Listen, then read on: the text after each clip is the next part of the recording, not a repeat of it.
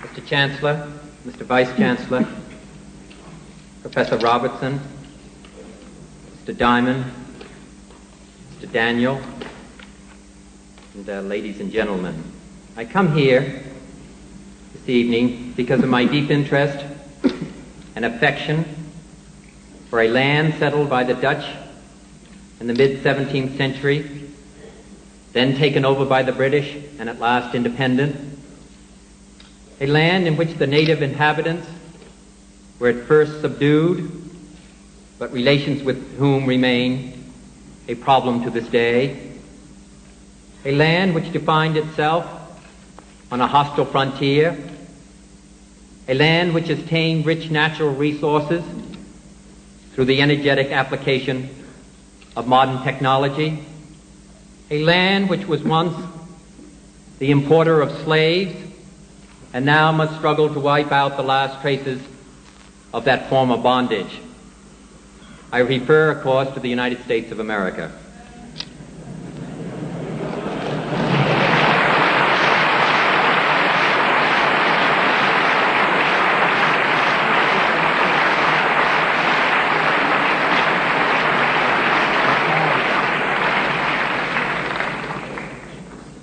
But I'm glad to come here, and my wife and I and all of our party are glad to come here to South Africa, and we're glad to come here to Cape Town. I am already greatly enjoying my stay and my visit here. I am making an effort to meet and exchange views with people of all walks of life and all segments of South African opinion, including those who represent the views of the government. Today, I'm glad to meet with the National Union of South African Students. For a decade, NUSAS has stood and worked for the principles of the Universal Declaration of Human Rights, principles which embody the collective hopes of men of goodwill all around the globe. Your work at home and in international student affairs has brought great credit to yourselves and to your country. I know the National Student Association in the United States feels a particularly close relationship with this organization. And I wish to thank especially Mr. Ian Robertson, who first extended the invitation on behalf of NUSAS. I wish to thank him for his kindness to me in inviting me.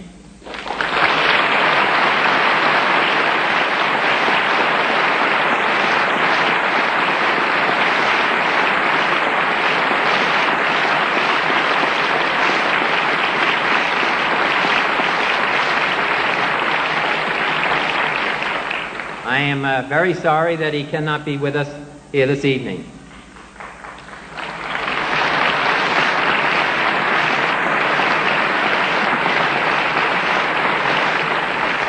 I was happy to have had the opportunity to meet and speak with him earlier this evening. And I presented him with a copy of Profiles in Courage, which was a book that was written by President John Kennedy and was signed to him by President Kennedy's widow, Mrs. John Kennedy.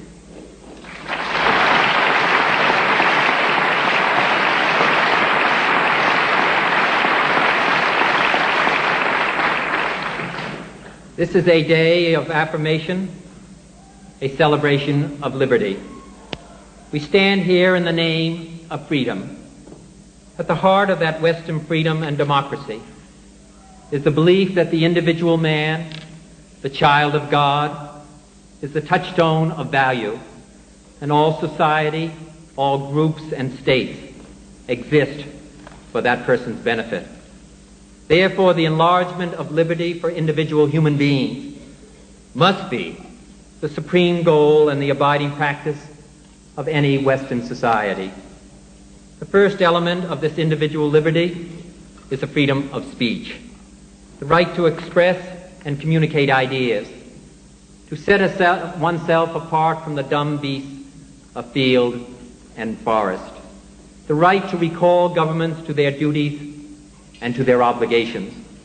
Above all, the right to affirm one's membership and allegiance to the body politic, to society, to the men with whom we share our land, our heritage, and our children's future.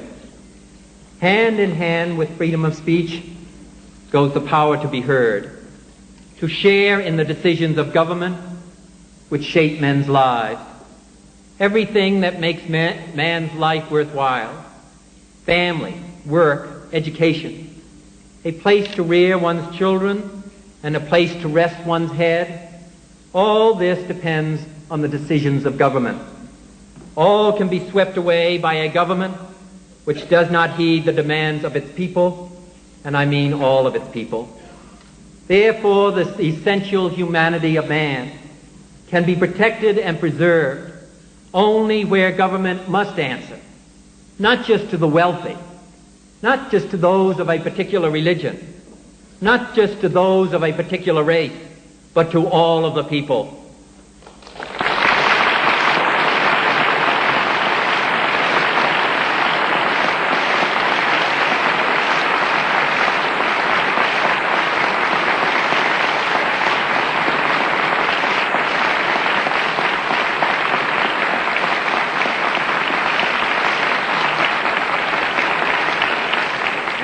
And even government, by the consent of the governed, as in our own Constitution, must be limited in its power to act against its people, so that there may be no interference with the right to worship, but also no interference with the security of the home.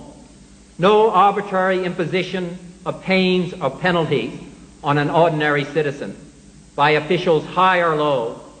No restriction on the freedom of men to seek education or to seek work or opportunity of any kind, so that each man may become all that he is capable of becoming. These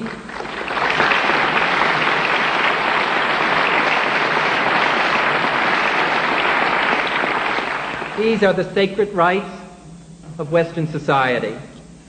These were the essential differences between us and Nazi Germany, as they were between Athens and Persia.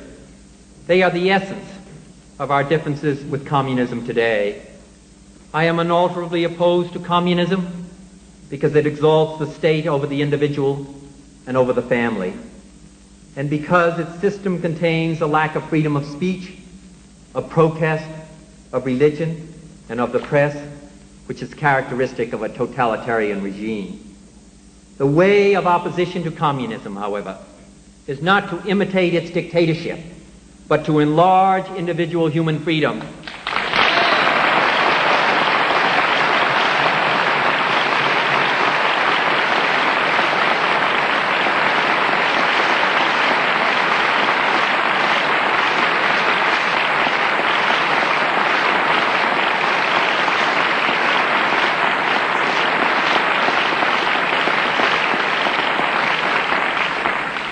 There are those in every land who would label as communist every threat to their privilege. But may I say to you, as I have seen on my travels in all sections of the world, reform is not communism.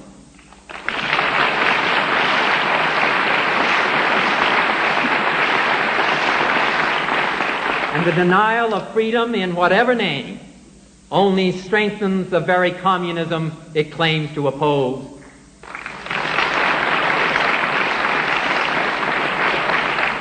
Many nations have set forth their own definitions and declarations of these principles, and there have often been wide and tragic gaps between promise and performance, ideal and reality.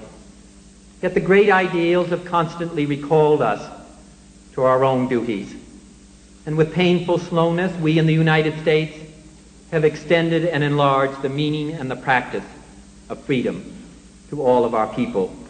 For 2 centuries, my own country has struggled to overcome the self-imposed handicap of prejudice and discrimination based on nationality, on social class, or race, discrimination profoundly repugnant to the theory and to the command of our Constitution.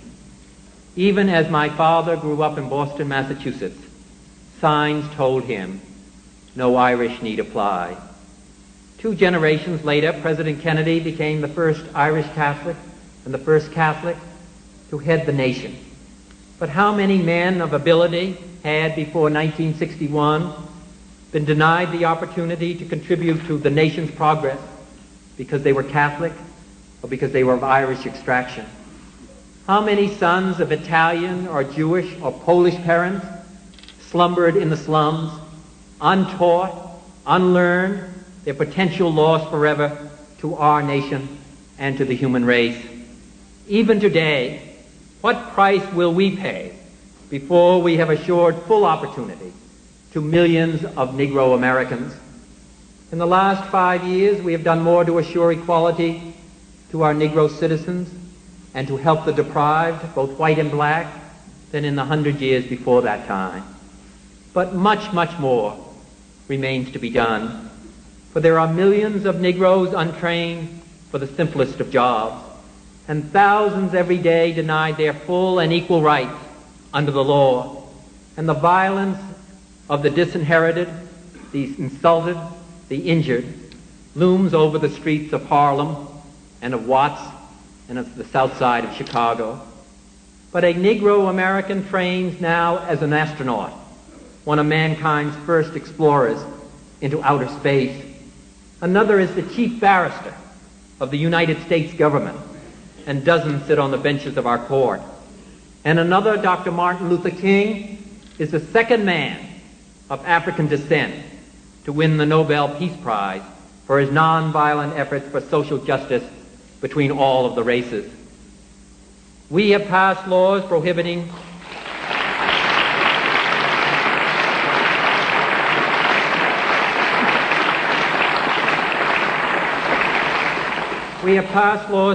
discrimination in education, in employment, in housing.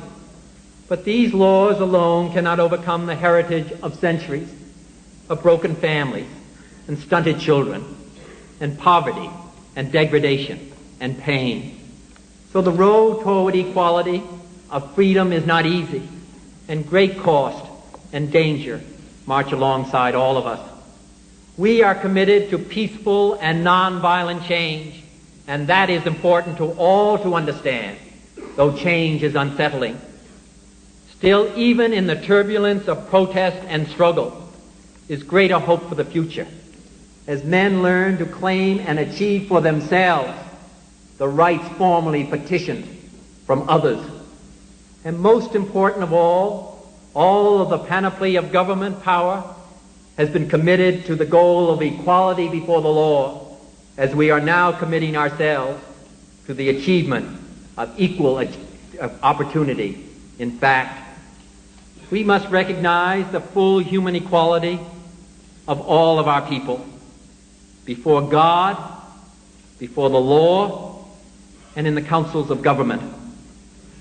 We must do this not because it is economically advantageous, although it is, not because the laws of God command it, although they do, not because people in other lands wish it so.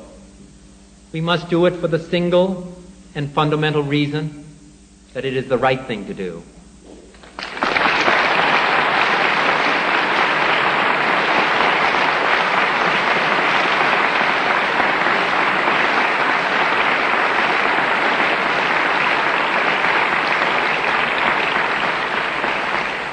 We recognize that there are problems and obstacles before the fulfillment of these ideals in the United States, as we recognize that other nations in Latin America and in Asia and in Africa have their own political, economic, and social problems, their unique barriers to the elimination of injustices. In some, there is concern that change will submerge the rights of a minority, particularly where that minority is of a different race than that of the majority.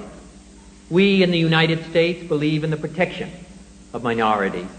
We recognize the contributions that they can make and the leadership that they can provide. And we do not believe that any people, whether majority or minority, or individual human beings, are expendable in the cause of theory or of policy. We recognize also that justice between men and nations is imperfect, and that humanity sometimes progresses very slowly indeed. All do not develop in the same manner and at the same pace. Nations, like men, often march to the beat of different drummers, and the precise solutions of the United States can neither be dictated nor transplanted to others, and that is not our intention. What is important, however, is that all nations must march toward increasing freedom, toward justice for all, toward a society strong and flexible enough to meet the demands of all of its people, whatever their race, and the demands of the world of an immense and dizzying change that face us all. In a few hours, the plane that brought me to this country crossed over oceans and countries which have been a crucible of human history. In minutes, we trace migrations of men over thousands of years. Seconds, the briefest glimpse, and we pass battlefields on which millions of men once struggled and died. We could see no national boundaries, no vast gulfs or high walls dividing people from people, only nature and the works of man, homes and factories and farms, everywhere reflecting man's common effort to enrich his life. Everywhere new technology and communications brings men and nations closer together. The concerns of one inevitably become the concerns of all. And our new closeness is stripping away the false masks, the illusion of differences, which is the root of injustice and of hate and of war. Only earthbound man still clings to the dark and poisoning superstition that his world is bounded by the nearest hill. His universe ends at river shore. His common humanity is enclosed in the tight circle of those who share his town or his views and the color of his skin. It is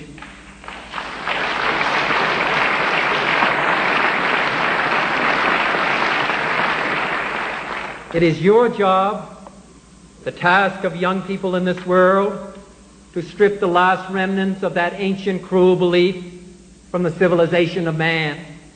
Each nation has different obstacles and different goals, shaped by the vagaries of history and of experience. Yet as I talk to young people around the world, I am impressed not by the diversity, but by the closeness of their goals, their desires and their concerns and their hope for the future. There is discrimination in New York, the racial inequality of apartheid in South Africa, and serfdom in the mountains of Peru. People starve to death in the streets of India. A former prime minister is summarily executed in the Congo. Intellectuals go to jail in Russia, and thousands are slaughtered in Indonesia. Wealth is lavished on armaments everywhere in the world. These are different evils, but they are the common works of man. They reflect the imperfections of human justice, the inadequacy of human compassion, the defectiveness of our sensibility toward the sufferings of our fellows. They mark the limit of our ability to use knowledge for the well-being of our fellow human beings throughout the world.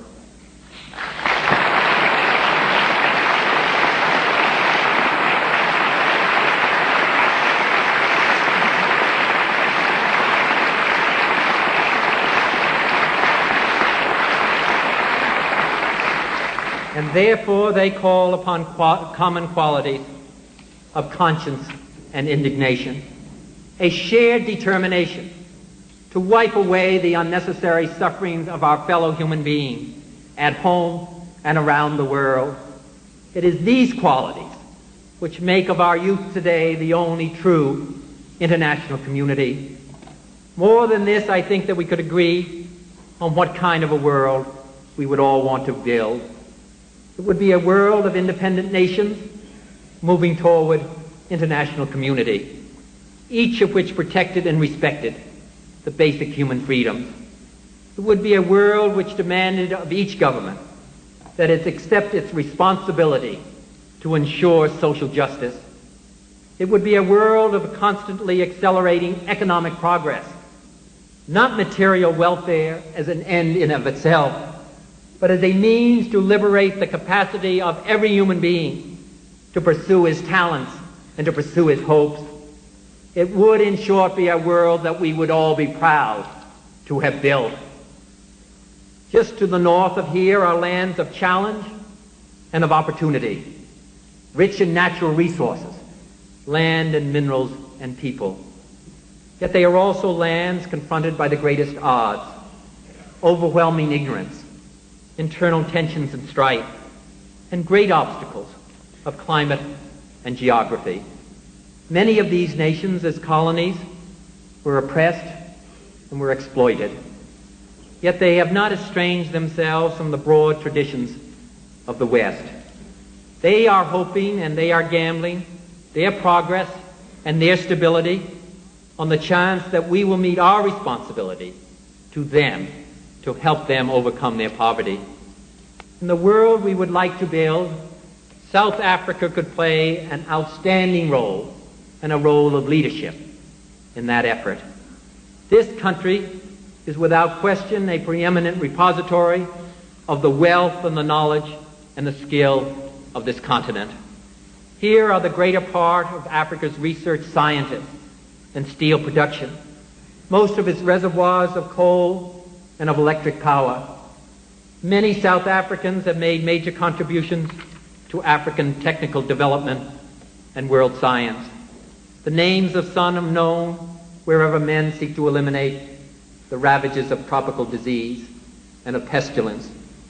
In your faculties and councils, here in this very audience, are hundreds and thousands of men and women who could transform the lives of millions for all time to come. But the help and the leadership of South Africa or of the United States cannot be accepted if we, within our own countries or in our relationships with others, deny individual integrity, human dignity, and the common humanity of man.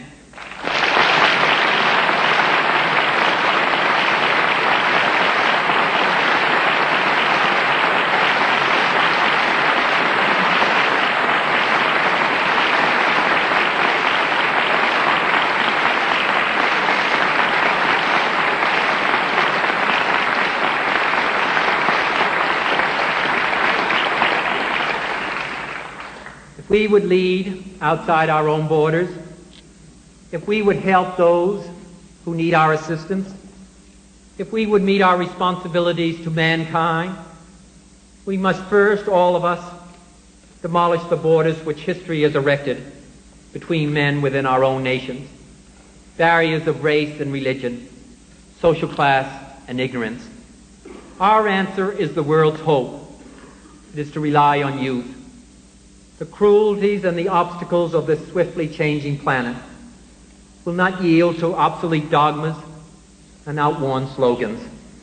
It cannot be moved by those who cling to a present which is already dying, who prefer the illusion of security to the excitement and danger which comes with even the most peaceful progress.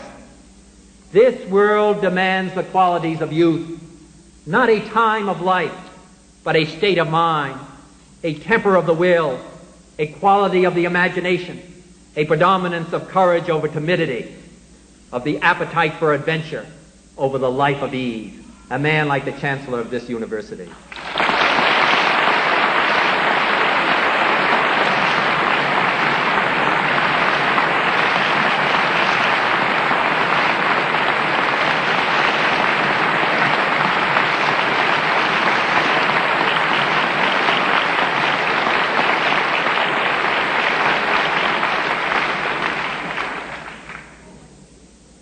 It is a revolutionary world that we all live in. And thus, as I have said in Latin America, and in Asia, and in Europe, and in my own country, the United States, it is the young people who must take the lead. Thus, you and your young compatriots everywhere have had thrust upon you a greater burden of responsibility than any generation that has ever lived.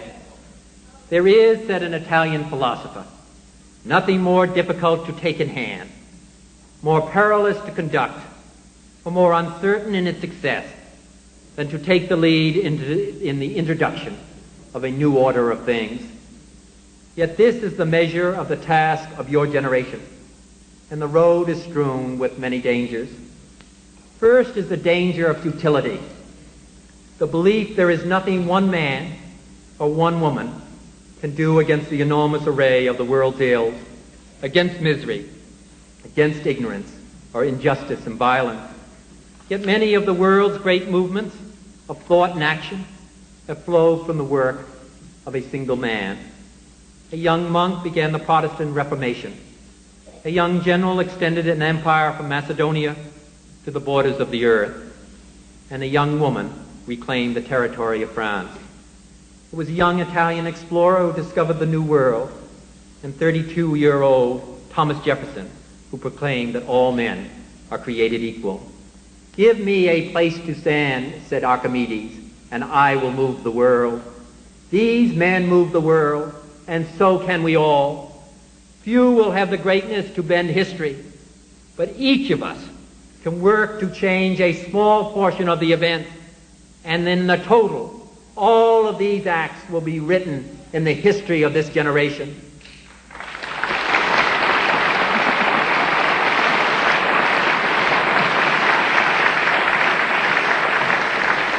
Thousands of Peace Corps volunteers are making a difference in the isolated villages and the city slums of dozens of countries. Thousands of unknown men and women in Europe resisted the occupation of the Nazis, and many died, but all added to the ultimate strength and freedom of their countries. It is from numberless diverse acts of courage such as these that the belief that human history is thus shaped. Each time a man stands up for an ideal, or acts to improve the lot of others, or strikes out against injustice, he sends forth a tiny ripple of hope, and crossing each other from a million different centers of energy and daring, those ripples build a current which can sweep down the mightiest walls of oppression and resistance. "If Athens shall appear great to you," said Pericles, "consider then that her glories were purchased by valiant men, and by men who learned their duty." That is the source of all greatness in all societies, and it is the key to progress in our time. The second danger is that of expediency, of those who say that hopes and beliefs must bend before immediate necessities. Of course, if we must act effectively, we must deal with the world as it is. We must get things done.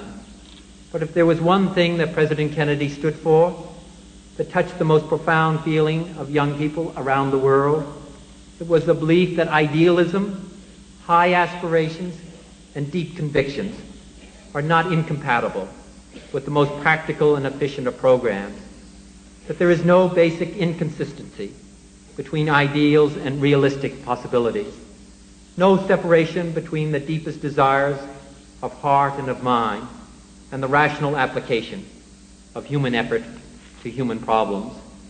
It is not realistic or hard-headed to solve problems and take action unguided by ultimate moral aims and values, although we all know some who claim that it is so. In my judgment, it is thoughtless folly, for it ignores the realities of human faith and of passion and of belief. Force is ultimately more powerful than all of the calculations of our economists or of our generals. Of course, to adhere to standards, to idealism, to vision in the face of immediate dangers takes great courage and takes self-confidence. But we also know that only those who dare to fail greatly can ever achieve greatly. It is this new idealism, which is also, I believe, the common heritage of a generation, which has learned that while efficiency can lead to the camps at Auschwitz or the streets of Budapest, only the ideals of humanity and love can climb the hills of the Acropolis.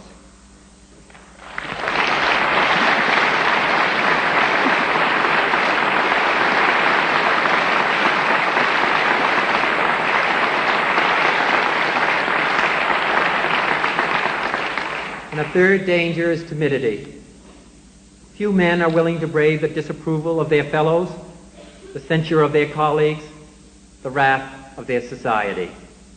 Moral courage is a rarer commodity than bravery in battle or great intelligence. It is the one essential, vital quality for those who seek to change the world, which yields most painfully to change.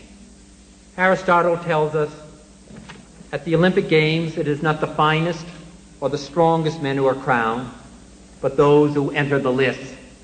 So too in the life of the honorable and the good, it is they who act rightly who win the prize. I believe that in this generation, those with the courage to enter the conflict will find themselves with companions in every corner of the world. For the fortunate amongst us, the fourth danger, my friends, is comfort. The temptation to follow the easy and familiar path of personal ambition and financial success so grandly spread before those who have the privilege of an education. But that is not the road history has marked out for us. There is a Chinese curse which says, "May he live in interesting times." Like it or not, we live in interesting times. They are times of danger and uncertainty, but they are also the most creative of any time in the history of mankind. And everyone here will ultimately be judged, will ultimately judge himself on the effort he has contributed to building a new world society and the extent to which his ideals and goals have shaped that effort. So we part, I to my country and you to remain. We are, if a man of 40 can claim the privilege, fellow members of the world's largest younger generation. Each of us have our own work to do. I know at times you must feel very alone with your problems and with your difficulties. But I want to say how impressed I am with what you stand for and for the effort that you are making. And I say this not just for myself, but men and women all over the world.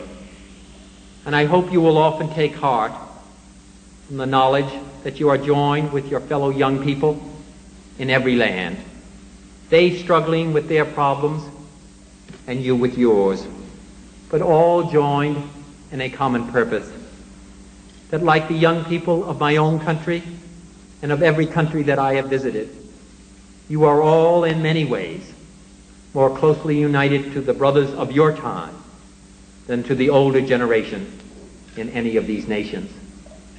You're determined to build a better future. President Kennedy was speaking to the young people of America, but beyond them to young people everywhere, when he said, the energy, the faith, the devotion which we bring to this endeavor will light our country and all who serve it, and the glow from that fire can truly light the world. And he added, with a good conscience, our only sure reward, with history the final judge of our deeds, let us go forth to lead the land we love, asking his blessing and his help, but knowing that here on earth, God's work must truly be our own. I thank you.